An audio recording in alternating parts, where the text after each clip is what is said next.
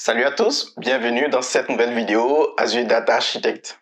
Dans la précédente vidéo, nous avons vu les bases pour commencer à travailler avec Azure Data Factory. Alors, une fois n'est pas coutume, aujourd'hui, nous allons parler un peu sécurité.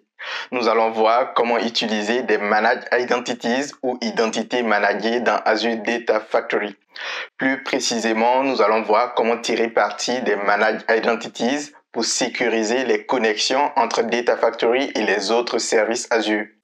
Qu'est-ce que Azure Managed Identity?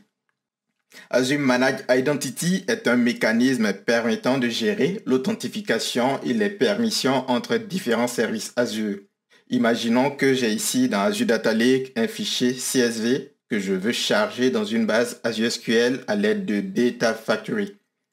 Le Data Factory doit d'une part se connecter à Azure Data Lake pour lire le fichier CSV et d'autre part à Azure SQL pour y charger le contenu du fichier. Dans la précédente vidéo, j'ai utilisé une authentification SQL pour me connecter à la base de données. C'est-à-dire que j'ai créé un utilisateur SQL avec un mot de passe associé dans la base de données. Mais le problème avec cette méthode, c'est que si je modifie le mot de passe dans la base de données, mon pipeline Data Factory ne va plus fonctionner. Plus grave, je m'expose à des risques de sécurité si quelqu'un de malveillant venait à intercepter le nom d'utilisateur et le mot de passe. Le même problème se pose aussi côté Azure Data Lake pour lequel j'avais utilisé l'Access Key ou la clé d'accès du Storage Account. Pour résoudre ces problèmes, Microsoft a introduit les Managed Identities ou identités managées qui permettent de déléguer tous les mécanismes d'authentification et de permission à Azure Active Directory. En effet, lorsque vous créez un service Azure, ici c'est Data Factory, Azure va créer une identité associée à ce service dans Azure Active Directory. Cette identité pourra ensuite être utilisée pour authentifier et donner des privilèges à Data Factory sur d'autres services Azure, comme ici dans notre cas Azure SQL. Et ce, sans aucun mot de passe, car il y a une relation de confiance entre Azure Active Directory et Azure AD via le Managed Identity. Les identités managées permettent donc de simplifier la vie des développeurs car ils n'ont plus de mots de passe ou de secrets à gérer dans leur code. Il existe deux types de Managed Identities ou d'identités managées. Les systèmes assigned Managed Identities ou identités managées assignées par le système. Elles sont créées automatiquement lorsque vous créez des services Azure comme Data Factory, Synapse Analytics, Azure Functions, etc., etc. Donc, chacun de ces services va utiliser sa propre identité managée pour s'authentifier à un autre service comme Azure SQL. On a aussi les User Assigned Managed Identities ou identités managées assignées par l'utilisateur. C'est un service Azure indépendant que vous créez vous-même et que vous pourrez ensuite utiliser pour authentifier vos autres services Azure. Les deux approches sont possibles, mais en général, on va souvent utiliser la première. À présent, on va voir comment utiliser les Managed Identities sur le portail Azure.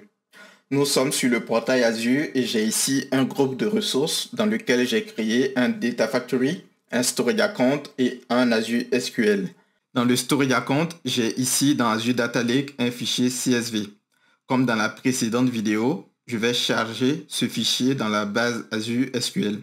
Mais cette fois, en utilisant le Managed Identity du Data Factory pour la gestion des droits. Je suis ici dans le studio Data Factory et je vais créer un nouveau pipeline auquel je vais donner ce nom. Et je vais mettre ici une activité de copie puisque l'idée c'est de copier les données d'une source vers une destination. Dans la source de l'activité de copie, je vais créer un nouveau dataset. Et ici, je vais choisir Azure Data Lake Storage Gen 2. Ici, je vais choisir fichier délimité car mon fichier est un fichier CSV. Ici, on voit que je n'ai pas de link service, donc je vais créer un nouveau link service. Alors, si vous ne savez pas ce qu'est un link service, je vous renvoie à la précédente vidéo. Ici, dans type d'authentification, je vais choisir System Assigned Managed Identity. Cela veut dire que je vais utiliser l'identité managée du Data Factory qui a été créé automatiquement par Azure lorsque j'ai créé le Data Factory. Si vous êtes attentif, vous pouvez remarquer que le nom du Manage Identity n'est rien d'autre que le nom du Data Factory. Donc, lorsque vous créez un service Azure, l'identité managée associée porte toujours le nom de ce service.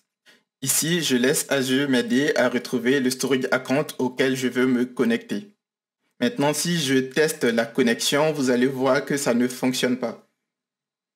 Ça ne fonctionne pas parce que mon Data Factory a certes une identité managée, mais à aucun moment j'ai dit au Data Lake qu'il pouvait accepter des connexions provenant de cette identité managée. Pour que ça marche, je dois explicitement donner des privilèges au Manage Identity sur Azure Data Lake. Pour cela, je dois aller sur le Storage Account, puis ici dans Contrôle d'accès. Ici, je peux voir tous les utilisateurs qui ont accès au Storage Account. En cliquant sur Ajouter, je peux donner des droits à d'autres utilisateurs dont les Manage Identities. Les permissions sont classées en deux catégories, les rôles de travail et les rôles d'administration. Ici, nous, on va utiliser un rôle de travail car Data Factory n'a pas besoin d'avoir un accès administrateur au Data Lake. Ici, on peut voir qu'il existe plusieurs rôles. Chaque rôle permettant d'avoir un certain nombre de droits, un certain nombre de privilèges sur le storage account. On parle de RBAC ou Role Based Access Control, contrôle d'accès basé sur les rôles en français. C'est-à-dire que c'est le rôle que vous avez sur le service, ici Azure Storage Account, qui définit ce que vous pouvez faire dessus ou pas. Ici, Data Factory a besoin du rôle Storage Blob Data Contributor, qui permet de lire et ou écrire dans Azure Blob Storage ou Azure Data Lake Storage Gen 2.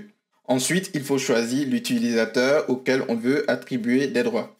Alors, ça peut être un utilisateur humain comme vous et moi, donc avec son adresse email, ou un groupe Azure AD, ou encore un service principal. Les services principals sont un peu semblables aux Manage Identities, mais je ne vais pas m'étendre là-dessus. Ici, moi, je vais sélectionner Manage Identity.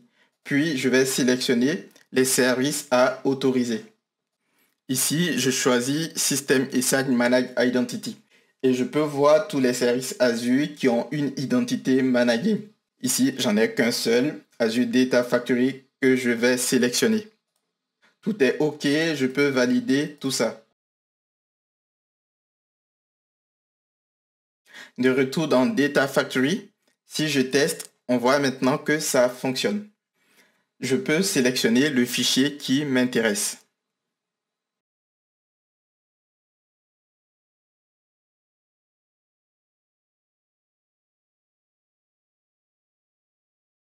Je peux ici faire un preview pour voir les données. Maintenant, il faut créer un autre dataset pour la destination. Donc ici, on va choisir Azure SQL.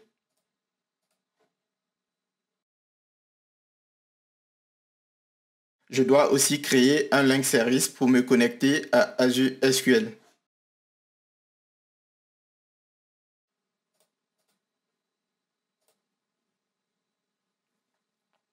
Ici, je vais choisir System Assign Manage Identity comme type d'authentification. Je viens ici dans Azure SQL, puis dans Contrôle d'accès. Je vois ici plusieurs rôles que je pourrais potentiellement utiliser. Malheureusement, contrairement à la plupart des services Azure, la seule façon de donner des droits à un utilisateur dans une base de données, Azure SQL, est de créer cet utilisateur dans la base de données et d'ensuite lui donner les droits directement dans la base de données. Et cela se fait en SQL. Dans Azure Data Studio, je me suis connecté à la base de données. Je vais devoir créer un utilisateur qui a le même nom que le Manage Identity du Data Factory. Donc, je remplace ici username par le nom du Manage Identity. Si ça avait été un utilisateur humain, j'aurais remplacé username par l'adresse email de cet utilisateur. Create user from external provider veut dire que l'utilisateur va utiliser une authentification Azure AD, donc Azure Active Directory. Si les différents modes d'authentification dans Azure SQL ne vous parlent pas, ce n'est pas grave. On en reparlera dans une prochaine vidéo. Je vais ensuite donner à Data Factory des droits en lecture, en écriture et des créations d'objets. Là aussi, je ne vais pas m'étendre là-dessus, on en reparlera dans une prochaine vidéo. De retour dans Data Factory, si je teste la connexion, on peut voir que ça fonctionne. Alors, je ne l'ai pas dit dans la précédente vidéo, c'est possible que ça ne marche pas pour des raisons de réseau. Dans ce cas, il faut aller dans la base de données Azure SQL, puis au niveau des règles de pare-feu, autoriser les connexions depuis les services Azure. On reviendra sur les aspects réseau dans une prochaine vidéo.